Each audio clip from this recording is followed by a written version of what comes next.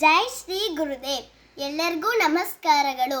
ಇದು ನಮ್ಮ ತನ್ವಿಯ ದಿನಕ್ಕೊಂದು ಕತೆ ಯೂಟ್ಯೂಬ್ ಚಾನೆಲ್. ಈ ವಿಡಿಯೋ ನಿಮಗೆ ಇಷ್ಟವಾಗಿದ್ದರೆ ಪ್ಲೀಸ್ ಲೈಕ್ ಮಾಡಿ, ಶೇರ್ ಮಾಡಿ ಮತ್ತು ಸಬ್ಸ್ಕ್ರೈಬ್ ಮಾಡಿ. ಕೆಳಗಿರುವ ಬೆಲ್ ಬಟನ್ ಅನ್ನು ಹೊಡೆಯಿರಿ. ಈ ಕಥೆಯ ಹೆಸರು ನಿಯತ್ತಿನ ನಾಯಿ. ಒಂದು ಊರು. ಆ ಊರಿನಲ್ಲಿ ಒಂದು ದೊಡ್ಡ ಮನೆ ಇತ್ತು. ಆ ಮನೆಯಲ್ಲಿ ನಾಯಿ ಮತ್ತು ಯಜಮಾನ ಇದ್ದರು. ಆ ನಾಯಿ ಯಜಮಾನ ಕಂಡರೆ ತುಂಬಾ ಪ್ರೀತಿ. ಒಂದಿನ ರಾತ್ರಿ ಏನಾಯ್ತಂದ್ರೆ, ಕಳ್ಳ ಮನೆಯೊಳಗೆ ಬರೋಕ್ಕೆ ಪ್ರಯತ್ನ ಪಟ್ಟ. ಅವನು ಬರ್ಬೇಕಾರೆ ನಾಯಿ ನೋಡಿ ಬೊಗ್ಳೋಕ್ ಶುರು ಮಾಡ್ತು. ತುಂಬಾ ಬೊಗಳಿತು. ಮನೆಯಲ್ಲಿ ಯಜಮಾನ ಮಲಗಿದ್ದ. ಅವನು ಯಾಕಪ್ಪ ಈ ನಾಯಿ ಬೊಗಳುತ್ತಿದ್ಯಲ್ಲ ಅಂತ ಡೋರ್ ತೆಗ್ದು ಹೊರಗೋಗಿ ನೋಡ್ದ. ಅಲ್ಲಿ ಕಳ್ಳ ಅಷ್ಟೊತ್ತಲ್ಲಿ ಬಚ್ಚಿಕೊಂಡಿದ್ದಾನೆ. ಅವನು ಕೋಲ್ ತಗೊಂಬಂದು ನಾಯಿಗೆ ಹೊಡಿತಾನೆ.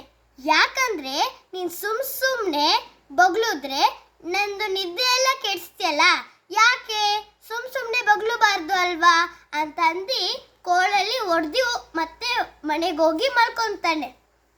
ನೆಕ್ಸ್ಟ್ನೇ ದಿನ ರಾತ್ರಿ ಏನಾಯ್ತು ಅಂದರೆ, ಮತ್ತೆ ಕಳ್ಳ ಮನೆ ಒಳಗೆ ಬರೋಕ್ಕೆ ಪ್ರಯತ್ನ ಪಡ್ತಾನೆ. ಅವನು ಬಂದಾಗ ಆ ನಾಯಿ ಮತ್ತೆ ಬೊಗಳೋಕೆ ಶುರು ಮಾಡುತ್ತೆ.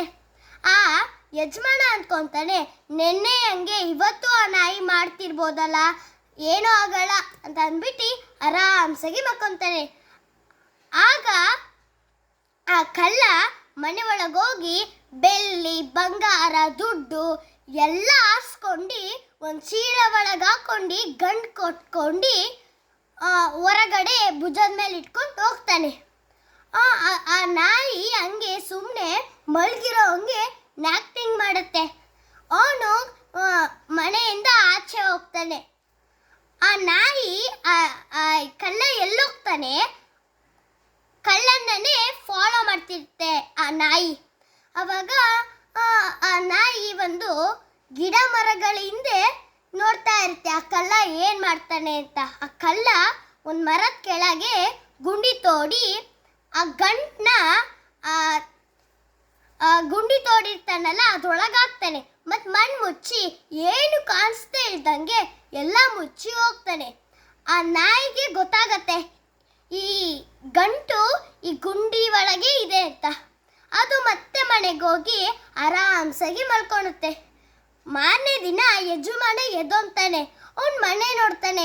ನನ್ನ ದುಡ್ಡು ಎಲ್ಲೋಯ್ತು, ಬೆಳ್ಳಿ ಬಂಗಾರ ಎಲ್ಲೋಯ್ತು ಅಂತ ತುಂಬ ಬೇಸರವಾಗಿ ಎಲ್ಲ ಈ ಮನೆನೇ ಹುಡುಕ್ತಾನೆ, ಸಿಗಲ್ಲ. ಅವನಿಗೆ ತುಂಬ ಬೇಸರವಾಗುತ್ತೆ. ಅವನು ಅಳ್ಕೊಂತ ನಾಯಿ ಬಳಿಗೆ ಬರ್ತಾನೆ. ಆ ನಾಯಿ ಯಜಮಾನನ ಪಂಚೆ ಇಟ್ಕೊಂಡು ಆ ಮರದ ಬಳಿಗೆ ಕರ್ಕೊಂಡು ಹೋಗುತ್ತೆ. ಆವಾಗ ಯಾಕೆ ನನ್ನನ್ನು ಪಂಚೆ ಇಟ್ಕೊಂಡು ಅಲ್ಲಿವರೆಗೂ ಓಡೋಗ್ತಿದ್ಯಾ, ನನ್ನನ್ನು ಯಾಕೆ ಕರ್ಕೊಂಡು ಹೋಗ್ತಿದ್ಯಾ ಅಂತ ಕೇಳಿದ್ರೆ ಅದು ಸುಮ್ಮನೆ ಬೌ ಅಂತಾನೆ ಅಂತಿರುತ್ತೆ. ಆ ಮರದ ಹತ್ರ ಕರ್ಕೊಂಡು ಹೋಗಿ ಆ ನಾಯಿ ಕಾಲಿನಲ್ಲಿ ಕೆತ್ತಕ್ಕೆ ಶುರು ಮಾಡುತ್ತೆ. ಅವಾಗ ಆ ಚೀಲದ ಗಂಟು ನೋಡ್ತಾನೆ. ಅವಾಗ ಅವನು ಹೆಂಗೋ ನನಗೆ ಬೆಳ್ಳಿ ಬಂಗಾರ ಸಿಕ್ತಲ್ಲ, ನಂದು ನನಗೆ ವಾಪಸ್ ಸಿಕ್ತಲ್ಲ ಅಂತ ಖುಷಿಯಿಂದ ಇಬ್ಬರು ಖುಷಿಯಿಂದ ಮನೆ ಹತ್ರ ಮತ್ತೆ ವಾಪಸ್ ಮಾಡ್ತಾರೆ. ಅವನಿಗೆ ನಾಯಿ ತುಂಬ ಥ್ಯಾಂಕ್ ಯು ಹೇಳ್ತಾನೆ. ಎಷ್ಟು ಥ್ಯಾಂಕ್ ಯು ಹೇಳ್ದನು ಒಪ್ಪದೇ ಅದಕ್ಕೆ ತುಂಬ ಥ್ಯಾಂಕ್ ಯು ಹೇಳ್ತಾನೆ. ಏನಂತ ಅಂದರೆ, ನೀನು ಬೊಗಳುದೆ, ಆವಾಗ ನಾನು ಅಂದ್ಕೊಂಡೆ ನೀನು ಸುಮ್ಮನೆ ಬೊಗಳುತ್ತಿದ್ಯಾ ಅಂತ. ನಿನಗೆ ಹೆಂಗೋ ತಪ್ಪಿನಲ್ಲಿ ನಾನು ನಿನಗೆ ಕೋಲ್ ತೊಗೊಂಡು ಹೊಡೆದೆ, ತುಂಬ ಶ್ರಮಿಸ್ಬಿಡು. ಅವಾಗ ನಾನು ಕಳ್ಳ ಬಂದಿದ್ದನೋ ಇಲ್ವೋ ಅಂತ ಗೊತ್ತಿರಲಿಲ್ಲ, ಅದಕ್ಕೆ ನಿನಗೆ ಹೊಡೆದು ಸುಮ್ಮನೆ ಹೋಗಿ ಮಲ್ಕೊಂಡೆ. ನನಗೆ ಗೊತ್ತಿರಲಿಲ್ಲ ಕಳ್ಳ ಮನೆ ಒಳಗೆ ನುಗ್ಗಿದ್ದ ಅಂತ. ನನಗೇನಾರು ಗೊತ್ತಾಗ್ತಿದ್ರೆ ನಾನು ಕಳ್ಳನೇ ನಮ್ಮ ಮನೆ ಒಳಗೆ ಬಿಡಿಸ್ತಿರ್ಲಿಲ್ಲ ನಾನು. ಆದ್ರೂ ನೀನು ಹೆಂಗೋ ನಂದು ವಸ್ತುಗಳು ನನಗೆ ಕೊಟ್ಟೆ. ಇದು ತುಂಬ ನಿನಗೆ ಎಷ್ಟು ಥ್ಯಾಂಕ್ ಯು ಹೇಳಿದ್ರು ಒಳ್ಳೆಯದೇ. Thank you.